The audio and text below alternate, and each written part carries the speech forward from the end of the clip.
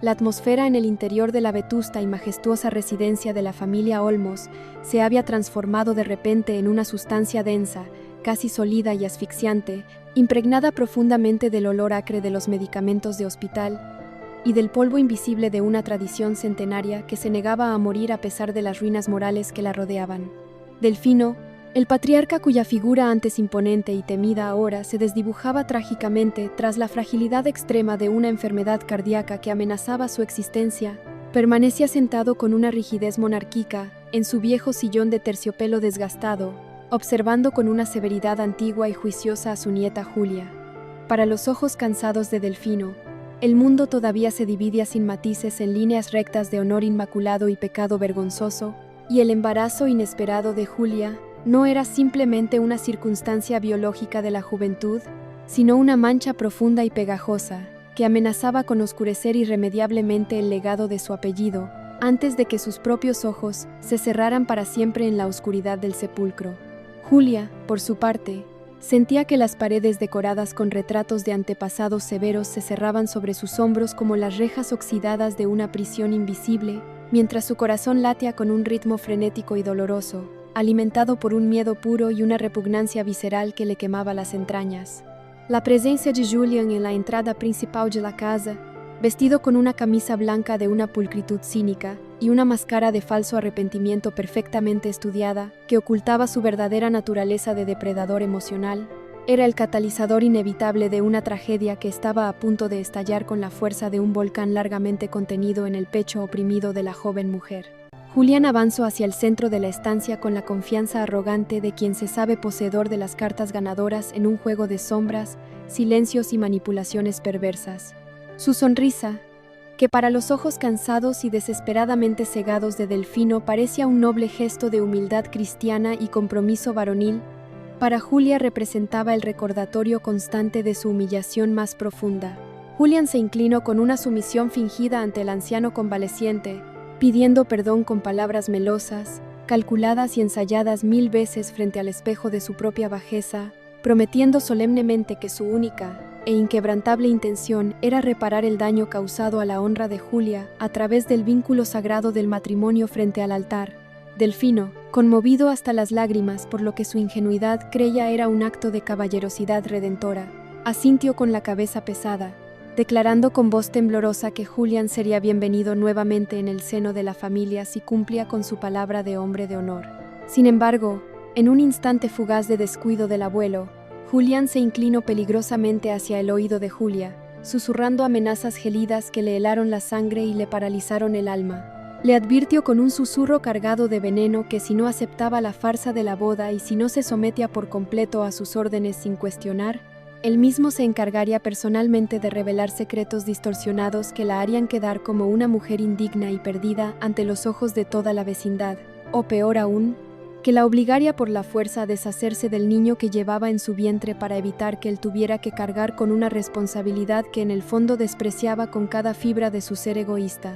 La tensión llegó a un punto verdaderamente insoportable durante la cena familiar, una ceremonia hipócrita de apariencias burguesas, donde la vajilla de porcelana fina y los manteles de lino blanco inmaculado intentaban ocultar inútilmente la podredumbre de los sentimientos que bullan con violencia bajo la superficie de la buena educación. Mónica y Alonso intentaban mantener una conversación trivial y forzada sobre el clima y los negocios, pero sus miradas evitaban encontrarse a toda costa, mientras Rebeca observaba a Julia con una intuición afilada que solo poseen aquellas almas que han conocido el sabor amargo de la injusticia, el encierro y la mentira impuesta. Julia miraba su plato intacto, sintiendo que cada bocado de comida sería un acto de traición imperdonable hacia su propia dignidad como ser humano. Al otro lado de la mesa,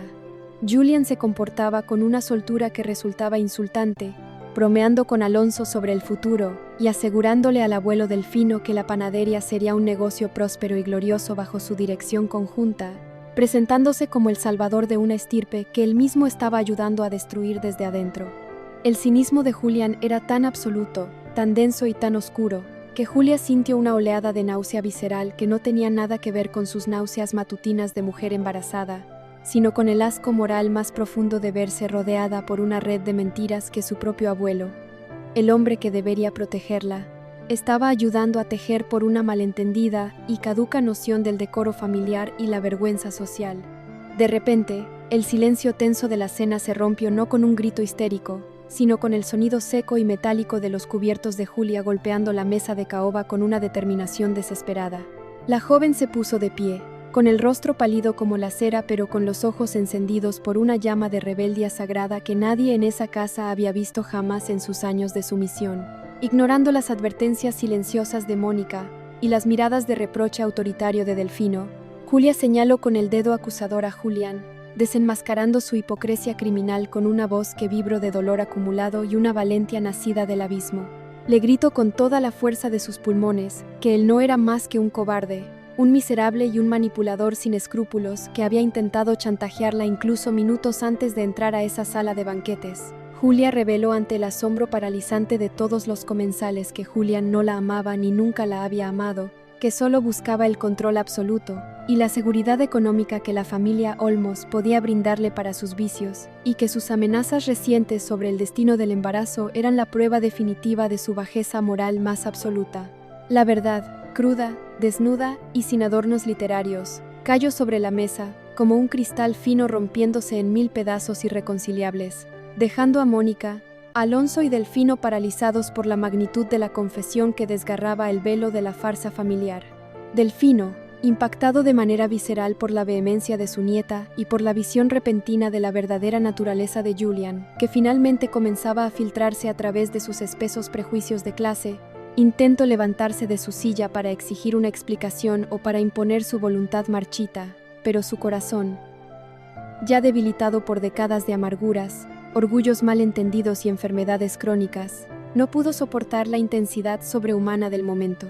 El anciano se llevó la mano derecha al pecho con un gesto agónico, con el rostro transformándose en una máscara de dolor extremo y sorpresa infinita, mientras su respiración se volvía un silbido agudo, desesperado y trágico de vida que se escapaba por sus labios entreabiertos. El caos más absoluto se apoderó de la cena. Mónica gritó con desesperación pidiendo ayuda médica mientras Alonso intentaba con manos temblorosas sostener el cuerpo desfalleciente de su suegro para evitar que cayera al suelo. Julián, viendo con la rapidez de una rata que su máscara de seda se había desintegrado por completo y que su posición privilegiada en la familia estaba perdida sin remedio, retrocedió hacia la salida trasera con la cobardía característica de quien huye de un incendio que él mismo ha provocado con su maldad. En medio del tumulto de gritos, llantos y llamadas de emergencia, Julia sintió una mano firme, cálida y profundamente comprensiva sobre su hombro. Era Rebeca, quien la miraba no con juicio, sino con una mezcla de orgullo maternal y tristeza infinita, reconociendo en la joven la misma chispa de libertad indomable que a ella le habían intentado apagar durante tanto tiempo en la oscuridad de la celda. El capítulo cerraba con la imagen trágica de la ambulancia, alejándose a toda velocidad de la mansión de los Olmos, sus luces rojas y azules tiñendo las frías paredes de piedra de un color fantasmal y trágico, mientras Julia permanecía inmóvil en el vestíbulo, sola frente a la inmensidad aterradora de su futuro incierto. La joven sabía perfectamente que su explosión de verdad absoluta había puesto en riesgo inminente la frágil vida de su abuelo, pero también comprendía con una claridad mística que no podía haber seguido viviendo un solo segundo más en una mentira que la consumía viva día tras día como un cáncer emocional. La sombra de Delfino debatiéndose entre la vida y la muerte en el hospital, y la amenaza latente de Julián, que seguramente regresaría desde las sombras para cobrarse la humillación sufrida, eran las nuevas y oscuras nubes que se cernían sobre su camino hacia la adultez. Sin embargo, por primera vez en muchos meses de angustia, Julia sintió que sus pulmones podían finalmente respirar aire puro, aunque ese aire estuviera cargado del aroma de la tragedia y la incertidumbre. La alianza silenciosa que acababa de nacer con Rebeca se perfilaba como el único faro de esperanza en un mar turbulento de traiciones familiares, donde la sangre ya no era garantía de lealtad, sino el campo de batalla definitivo donde se definiría quién era capaz de sobrevivir a la verdad sin perder el alma en el intento. El destino de todos los Olmos quedaba así suspendido en un hilo frágil de seda, pendiente de un último latido cardíaco y de la voluntad inquebrantable de una joven que había decidido, contra todo pronóstico, que su dignidad valía mucho más que cualquier apariencia social impuesta por un pasado que ya no le pertenecía.